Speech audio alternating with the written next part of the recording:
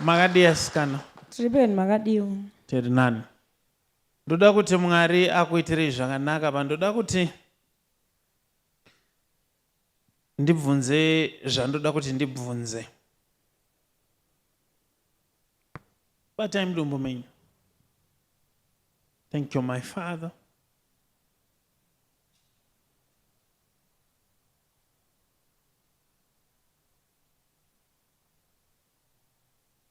Thank you, my Lord. Amen. Now, ndaramba ndakatarisa dumbu renyu ndokubva ndanonzi nditaure nyaya ine chekuita nechibereko. Chii chiri kunetsa pachibereko chenyu? Ndakanzi ndibviswe chibereko, munhu waMwari. Chinondirwadza zvisingaita handirare kana chatanga kundirwadza. Because izvo zvandakatarisa mudumbu menyu ndiyo nyaya yandaoneswa. Saka tendai Mwari nokuti kana Mwari vachinge vaiona zvinoreva kuti nyaya dzenyu dzagadzirika nezita raJesu. But now, ndakatarisa chibereko chimwe chete ichocho. Chii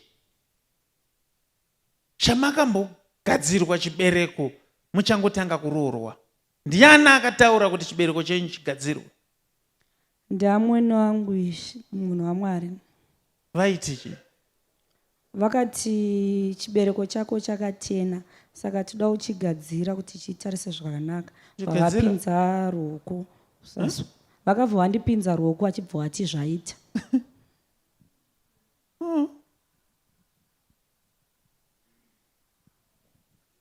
Saka patime yacho yamakagadzirwa chibereko naamwene, manga mine problem here imimi? Kwete nanzi. Vaiti hanzi kutena kuti chiita sei? Vakangoti hanzi chakafuratira. Saka toda kuchitenesa kuti muwane kuzvara mwana mukomana. First born. Ima matoone nhumbu here? Kwete munhu waMwari. Ndibva matotokonywa. Hongu munhu waMwari. Now, izvozvizvi ndanzi ndikuonesei kuti dambudziko riripo nderekuti makaita munyama nokuti kugadzirwa pamakataurwa zvekunzi chibereko choda kutenwa ndo pandiri kuona makaiswa mushonga. Kureva kuti nyaya yange iripo vaizviziva nokuti zvese zvavakataura hapana chakazomboitika. Asi chinoitika pamuriko zvinezvi marriage yenyu ndo inogona kutozoparara nekuda kwaizvozvo. Chendibatsirewo nekuti marriage yangu izvezvi yakutoparara ende ndinobuda mvura inonhuhwa chayo. Unoona zvinoitika paupenyu uchipinda kana mumusha mekuroorwa, pane zvimwe zvezvaunofanira kurambawo. Amwene vagoita dokta here kutena kufuratidza kuita sei. Zvimwe zvinhu zvinoda kuitwa nevakadzidzira basa. Dai zvaivepoka zvoda vakadzidzira basa, kwete mumwe munhu zvake kuti mwana wevanhu apinda mumusha wakutanga kudhila nemwana wemunhu.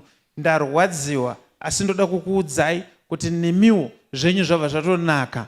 Hakuna chibereko chabviswa, tazvikanzura nezita raJesu. Tinotenda munhu waMwari. Yes.